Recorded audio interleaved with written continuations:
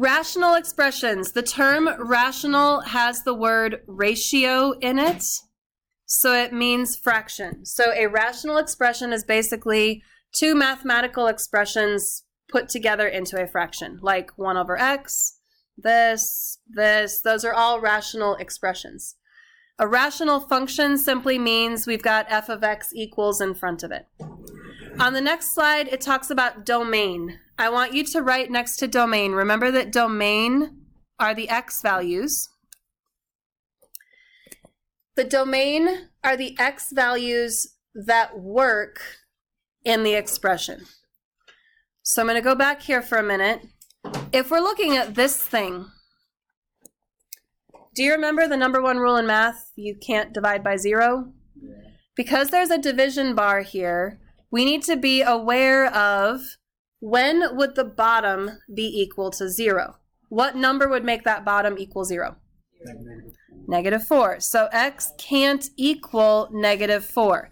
That means the domain of this function would be x can be anything, all real numbers, except for -4. Because when x is -4, this bottom would be 0.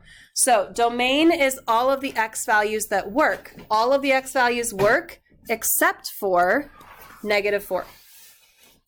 So this second point is really the most important thing here. For rational expressions, the denominator can't equal 0. So we're going to set the bottom of the expression not equal to 0 and solve, which is kind of weird. So in this first one, I think this is the one we just saw, it says that the bottom is x plus 4. So we would put x plus 4, that bottom part, the denominator, can't equal 0. Then solve it, subtract 4 on both sides. X can't equal -4. Our domain is x can't equal -4. Okay. The next one, bottom is x squared minus 25. So we do x squared minus 25. That bottom can't equal 0. Even though it's a not equal to symbol, we can still solve this like an equation. Add 25 on both sides.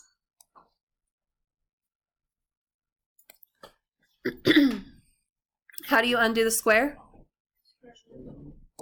Do you remember what you're supposed to put in front of a square root when you put a square root into the equation? No? No memory? X can't equal positive or -5. You have to put that plus minus in there. 5 squared is 25, -5 squared is also 25. So you have to think about both of those. So in this one, the domain is x can be absolutely anything in the world except for positive and -5.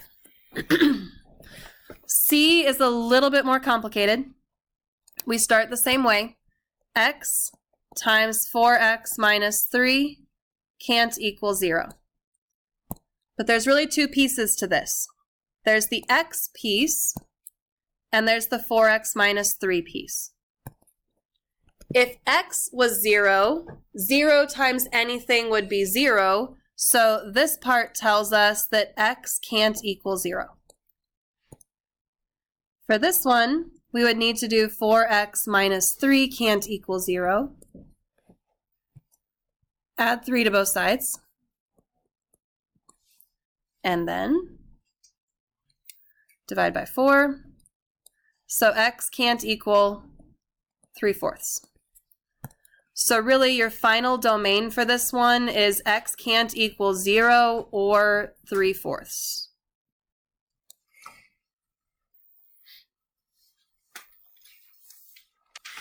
This next part is super easy because we love factoring, so this is going to be no big deal. When you're simplifying rational expressions, you factor the top, you factor the bottom, and then you cancel out whatever common factors that match. So let's start with 3x squared minus 9x. What do 3x squared and -9x have in common? 3x. 3x squared divided by 3x would be just x. -9x divided by 3x would be -3. On the bottom, I want you to take 12x squared and think about that we already have 3x in front. Could we split that 12x squared into 3x times something? Yeah. So use this term as a helper guide to figure out how to split up that monomial 12x squared. So we got 3x. 12 divided by 3 is 4. X squared divided by x is x. All right, now you see how there's a 3x on the top and a 3x on the bottom? Cancel them. Our final simplified rational expression is x minus 3 over 4x. If you want to keep that x minus 3 in parentheses, that's fine.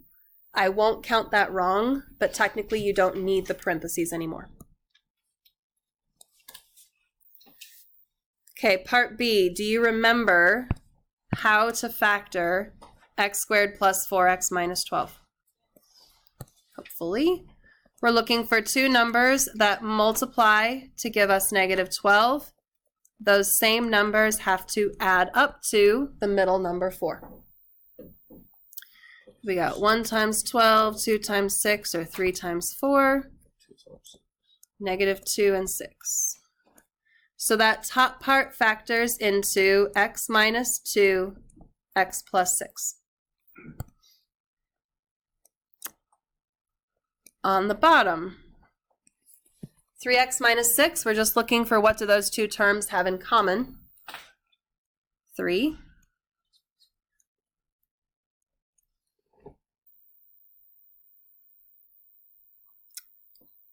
What do you see that's the same on the top and the bottom?